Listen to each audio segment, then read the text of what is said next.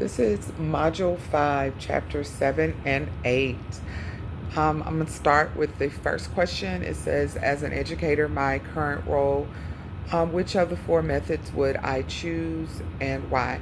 I would choose the survey, and I chose the survey because I figured that it would be quicker and faster. Most people have a phone, so they have an email address, so it could be sent to their emails. And once it's sent to their emails, again, this will meet multiple people. In addition to reminders can be sent out, and it can be done at the convenience of whoever at your own time, your own pace. And that would be the question. That's my answer to that question. Question 1. Question 2, the 30-second elevator speech. This is my elevator speech. Cousins Middle School has high quality direct instruction from teachers based on a school-wide culture of data-driven data that's driven from just data-driven. We also have positive behavior supports that are in place. So we have PBIS, and in addition to that, the students are doing wonderful. The behavior issues have decreased. In addition, we have extracurricular activities that are available to the students, and parents are welcome to come into our building.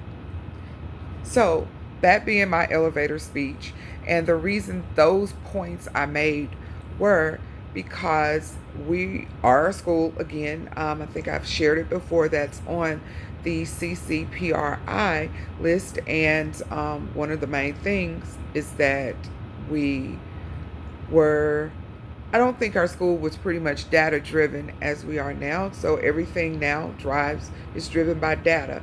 When we're in those what are they? Oh Lord, the professional learning communities, we actually are more so doing the data, making sure that the data is collected. So those are the reasons why I chose those.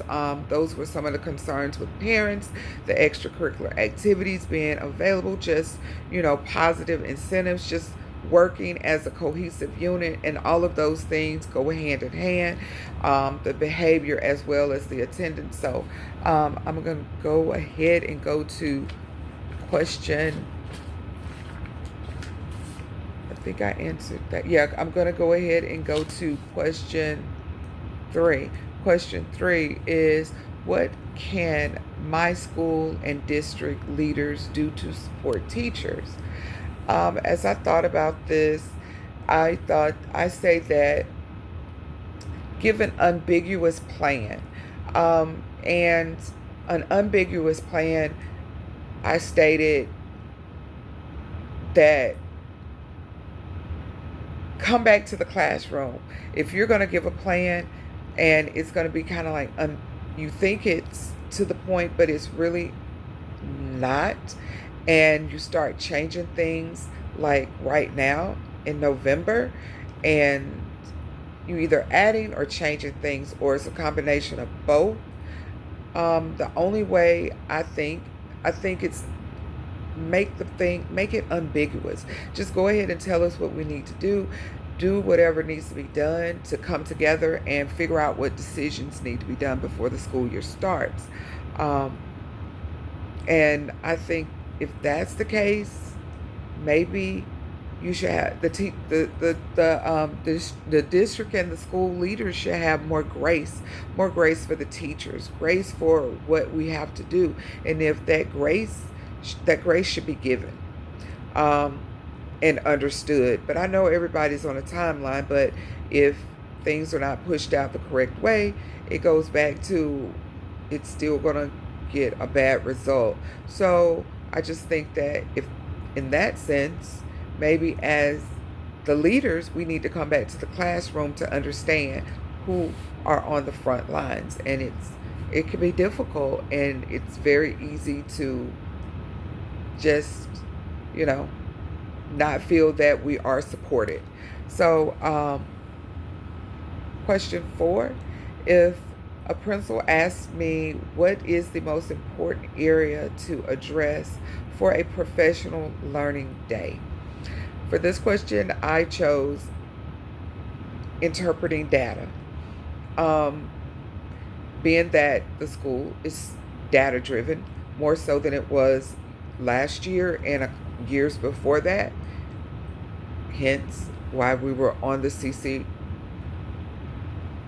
list. I feel that data really is important now, that not just now but in general, because as teachers, if all of us understand the data, we're going to drive our instruction based on the data. The data is going to let us know what our students are doing, where they're at. In addition, the data, as I was going to say, allows us to show what teachers are as well doing. It's going to all reflect in itself what is going on within the classroom. What are we teaching? Can we change our teaching? We need to be able to interpret and dissect this data, analyze it, understand that there are subcategories to the data. I just think that just the data and just being in, just from this leadership program, the data is such a vital part of what I know that I'm doing as a teacher, and going to be doing as a teacher leader, and just being that leader in the classroom and just amongst my peers is very important to understand that it's so crucial to have correct, just to have data to understand what's going on within our school, within our classes, and with our student learning. Um, that would, so I think that's it. Thank you.